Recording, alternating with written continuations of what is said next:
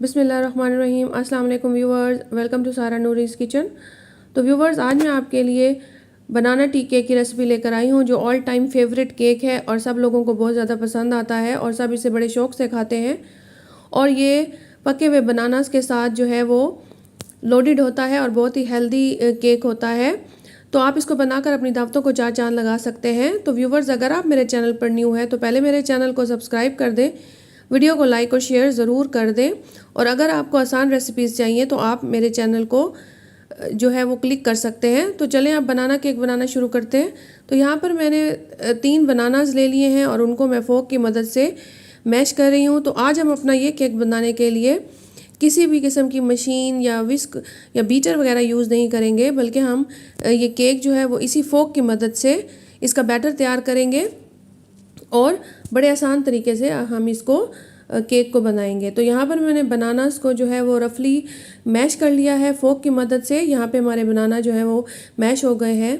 तो अब मैं इसमें 2 अंडे जो रूम टेम्परेचर एग्स उनको मैं शामिल कर दूंगी और दोनों अंडों को मैं अलग-अलग तोड़ कर इसमें डालूंगी, क्योंकि अगर कोई अंडा ख़राब निकले तो हमारा पूरा बैटर जो है वो ख़राब ना हो जाए। तो इस वजह से मैंने दोनों अंडों को इसमें अलग-अलग तोड़ के डाला है। और अब मैं इन अंडों को भी इस फोक की मदद से बनानास के साथ अच्छी तरह से मिक्स कर लूँगी और उस वक्त तक मिक्स करूँगी जब तक केले और अंडे जो हैं वो अच्छी तरह से यकजान नहीं हो जाते। तो यहाँ पे मैंने इन दोनों चीज़ों को अच्छी तरह से मिक्स कर लिया है। तो अब मैं यहाँ पे 1/2 कप वेजिटेबल ऑयल का डाल दूँगी और आप इसकी जगह पे 1/2 कप अनसॉल्टेड मेल्टेड बटर भी डाल सकते हैं, यानी बटर को मेल्ट करके आप इसमें ऐड कर सकते हैं। ऑयल डालने के बाद अब मैं इसमें 1/2 कप पिसी हुई सफ़ेद चीनी शामिल कर दूंगी और इसके साथ ही मैं 1/2 कप ब्राउन शुगर इसमें ऐड कर दूंगी। अगर आपके पास ब्राउन शुगर नहीं है तो आप उसकी जगह सफ़ेद चीनी की मिकदार डबल कर सकते हैं, यानी 1/2 कप की बजाय 1 कप सफ़ेद चीनी इसमें ऐड कर सकते हैं। तो यहाँ पे अब मैं चीनी को भी इस बैटर में अच्छी तरह से यकजान कर लूँगी, यानी इसको इतना मिक्स करूँगी कि चीनी जो है वो अच्छी तरह से इसमें डिज़ोल्व हो जाए, घुल जाए। और यहाँ पे मैंने चीनी को अच्छी तरह से इसमें डिज़ोल्व कर लिया है। तो अब इसमें ड्राई इंग्रेडिएंट्स डालेंगे, जिसमें मैंने यहाँ पर 1 कप मैदा ले लिया है। उसके साथ ही मैंने 1 टीस्पून इसमें बेकिंग पाउडर का ले लिया है और थोड़ा सा मैंने इसमें नमक डाला है और उसके साथ ही 1/2 टीस्पून मैंने इसमें बेकिंग सोडा का ऐड कर दिया है। अब इनको मैं जो है वो अच्छी तरह से छलनी की मदद से छान लूँगी और बैटर में इसको मैं ऐड कर दूँगी। और इसको बैटर में ऐड करने के बाद अब मैंने फोक हटा दिया है और मैं अब स्पैचुला की मदद से इसको हल्के हाथों से मिक्स कर लूँगी या फोल्ड कर लूँगी। तो व्यूवर्स, यहाँ पर जब अब हम बैटर को फोल्ड करेंगे, यानी ड्राई इंग्रेडिएंट्स को बैटर में फोल्ड करेंगे, तो यहाँ पर हमने इसको हल्के हाथों से फोल्ड करना है। हमने इसको ज़्यादा तेज़ी से और जो है वो फास्ट तरीके से जो है वो फोल्ड नहीं करना, क्योंकि इससे जो हमारा बैटर है वो जब हम केक बनाएंगे तो वो बैठ भी सकता है। तो यहाँ मैंने हल्के हाथों से इसको अच्छी तरह से फोल्ड कर लिया है। तो अब मैं इसमें 1/2 टीस्पून सिनेमन पाउडर यानी दालचीनी का पाउडर डाल दूंगी। ये इसका बहुत ज़्यादा अहम इंग्रेडिएंट्स है जिसको हमने ज़रूर इसमें ऐड करना है। और उसके बाद हम 1/2 टीस्पून ही इसमें वनीला एसेंस का डाल देंगे ताकि इसमें से अंडों की स्मेल ना आए। तो अब हम इसको भी अच्छी तरह से बैटर में इनको भी मिक्स कर लेंगे और इतना मिक्स करेंगे कि दालचीनी जो है वो अच्छी तरह से बैटर में यकजान हो जाए। इधर हमने अब बैटर को अच्छी तरह से बीट कर लिया है, इस बैटर को मिक्स कर लिया है। तो यहाँ पे हमारा बैटर जो है वो तैयार है और इस बैटर को जो है वो अब हम इसको मोल्ड में ट्रांसफ़र कर देंगे। तो यहाँ मैंने टी केक वाला मोल्ड ले लिया है और उसको मैंने ऑलरेडी ग्रीस कर लिया था। मैंने ऑयल के साथ ग्रीस किया, बटर के साथ ग्रीस कर सकते हैं और उसमें मैंने बटर पेपर भी लगा दिया था।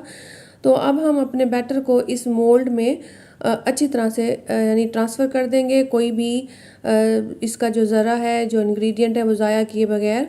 और अब हम इसको मोल्ड में ट्रांसफ़र करने के बाद इसको जो है वो हम टैप कर देंगे ताकि इसके जो बबल्स हैं, एयर बबल्स, वो रिलीज़ हो जाए।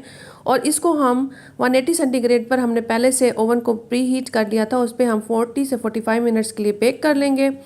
और अब हमने इसको निकाल लिया है और इसको छुरी की मदद से चेक किया है, तो ये छुरी जो है वो बिल्कुल साफ़ निकली है।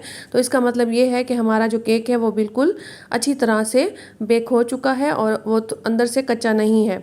फिर हम इसको रूम टेम्परेचर पर ठंडा कर लेंगे और जब ये ठंडा हो जाएगा तो हम इसे मोल्ड से बाहर निकाल लेंगे, क्योंकि अगर हम गरम गरम मोल्ड से बाहर निकालेंगे तो केक हमारा जो है वो बहुत सॉफ्ट होता है, जब गर्म होता है तो ये टूट भी सकता है। तो केक जो है वो रूम टेम्परेचर पर आ गया है। अब हम इसको डीमोल्ड करके अब इसके पास जो बटर पेपर था हम उसको उतार लेंगे और इस केक को अब हम स्लाइसिस में कट करेंगे। तो व्यूवर्स आप देख सकते हैं केक का कलर कितना प्यारा आया है और केक जो है वो ये बहुत ही मज़े का केक है। पके हुए बनानास के साथ ये लोडेड है, बहुत हेल्दी है, खाने में बहुत मज़े का है। और इसको बनाना कितना आसान है कि इसके लिए सिर्फ मैंने कांटा यानी फोक यूज़ किया है और उससे हमने अच्छी तरह से बीट कर लिया और हमारा केक इतना सॉफ्ट, इतना मज़े का और इतना जूसी जो है वो केक हमारा बना है। तो व्यूवर्स कैसी लगी आपको मेरी? अस्सलाम वालेकुम व्यूवर्स, वेलकम टू सारा नूरीज़ किचन। तो आज मैं अपने किचन में आप लोगों के लिए बहुत ही मज़ेदार किस्म का एक डेज़र्ट बनाने जा रही हूँ। तो चले हम अपना डेज़र्ट बनाना स्टार्ट करते हैं। यहाँ पर मैंने एक टी केक ले लिया है। अब मैं इस टी केक को स्लाइसिस में कट कर लूँगी। आप स्लाइसिस में कट करने के बजाय इसका छोटे छोटे टुकड़े भी कर सकती हैं। तो अब इसको एक तरफ रख देंगे और यहाँ पर मैंने 3 बनानास ले लिए हैं और इन बनानास को भी मैंने यहाँ पर छील लिया है। और छीलने के बाद अब मैं इनको भी स्लाइसिस में कट कर लूँगी। तो आपने इन स्लाइसिस को थोड़ा थिक या मोटा कट करना है, क्योंकि अगर हम इसको पतला कट करेंगे तो ये डेज़र्ट में जाकर ये मैश भी हो सकते हैं। तो यहाँ पर मैंने इनको स्लाइसिस में कर लिया और एक तरफ रख दिया है। अब मैं यहाँ पर एक बोल लूँगी और अब हम इसमें इनको असम्बल करेंगे। तो सबसे पहले हम इसमें टी केक की एक लेयर बिछा देंगे बोल में। और आप इसकी लेयर बिछाने की बजाय अगर आप चाहें तो आप इसकी जगह पर इसका चूरा बनाकर या इसको छोटे छोटे टुकड़े करके भी फैला सकते हैं, लेकिन ये स्लाइसिस में ज़्यादा अच्छा लगता है। तो स्लाइसिस रखने के बाद अब हम इसको दूध के साथ इन स्लाइसिस को थोड़ा मॉइस्ट कर लेंगे ताकि इनमें थोड़ी सी सॉफ्टनेस आ जाए और जब हम इनको खाएं तो ये खाने में बहुत सॉफ्ट से लगे। तो अब दूध से मॉइस्ट करने के बाद अब हम इसके ऊपर जो बनाना के स्लाइसिस कट किए थे वो उसकी एक लेयर लगा देंगे और सारी लेयर लगाने के बाद हम इसको थोड़ी देर के लिए रेफ्रिजरेटर में रख देंगे ताकि ये ठंडे हो जाएं और बनानास भी हमारे काले ना हो। और इतनी देर में हम एक मिक्सचर तैयार करेंगे जो कि हमने इनके ऊपर स्प्रेड करना है। तो यहाँ पर मैंने एक बोल ले लिया है और इस बोल में मैंने 1 कप क्रीम ली है, जो कि मैंने टेट्रा पैक की क्रीम ली है। आप घर की क्रीम भी ले सकते हैं और व्हिपिंग क्रीम भी ले सकते हैं, जो कि 200 ml का है।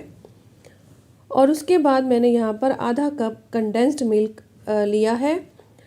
और कंडेंस्ड मिल्क लेने की वजह से अब हम इसमें शुगर नहीं डालेंगे, क्योंकि ये बहुत मीठा होता है। टी केक भी मीठा होता है और बनानास भी मीठे होते हैं। तो अब हम इन दोनों चीज़ों को बीट कर लेंगे। हमने इनको सिर्फ मिक्स करना है। हमने इसकी जो है इतना बीट करना है कि ये सिर्फ क्रीमी फॉर्म में आ जाए और हमने इसको बहुत ज़्यादा गाढ़ा या थिक नहीं करना है। तो बस इतना बीट करना है कि ये दोनों चीज़ें अच्छी तरह से वेल कंबाइन हो जाएं। तो अब हमने रेफ्रिजरेटर से वो बोल निकाल लिया है जिसमें हमने टी केक और बनानास की लेयर लगाई थी। और अब हम कंडेंस्ड मिल्क और क्रीम का जो मिक्सचर है उसको इसके ऊपर पोर कर देंगे। तो व्यूवर्स ये इतना यमी डेज़र्ट होता है कि जब आप जिसको भी खिलाएंगे तो उसका दिल नहीं भरेगा और वो खाता ही जाएगा। इसका फ्लेवर भी बहुत मज़े का होता है। बनानास, कंडेंस्ड मिल्क और क्रीम का जो कॉम्बिनेशन है वो बहुत मज़े का है। आप इसे ज़रूर ट्राई कीजिएगा। तो आखिर में मैंने केक का एक स्लाइस बचा लिया था, मैंने उसको चूरा कर लिया है। अब उसको इसके ऊपर मैं अच्छी तरह से फैला दूंगी। तो ये भी खाने में बहुत मज़े का लगेगा और देखने में भी हमारी जो डेज़र्ट जो हमारा है वो बहुत ही खूबसूरत लगेगा। तो यहाँ पर केक को स्प्रेड करने के बाद तो हम इसको डेज़र्ट को एक और ट्विस्ट देंगे। हम इसका फ्लेवर इन्हेंस करने के लिए एंड में हम इसके ऊपर शहद जो है वो इसके ऊपर स्प्रेड करेंगे। तो आपने इस पर 1 चम्मच शहद जो है उसकी लेयर लगानी है।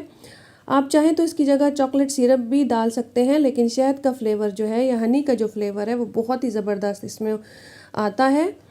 और आखिर में इसको सर्व करने से पहले इसके ऊपर नट्स या आमंड्स जो हैं इसका फ्लेवर बहुत अच्छा लगता है, डेकोरेट कर दिया। तो व्यूअर्स, हमारा यमी डेज़र्ट जो है यहाँ पे रेडी है। आप इसको रेफ्रिजरेटर में 1 से 2 घंटे के लिए रखें और ठंडा करके खाएं और इसको एंजॉय करें। Thanks for watching. अल्लाह हाफ़िज़।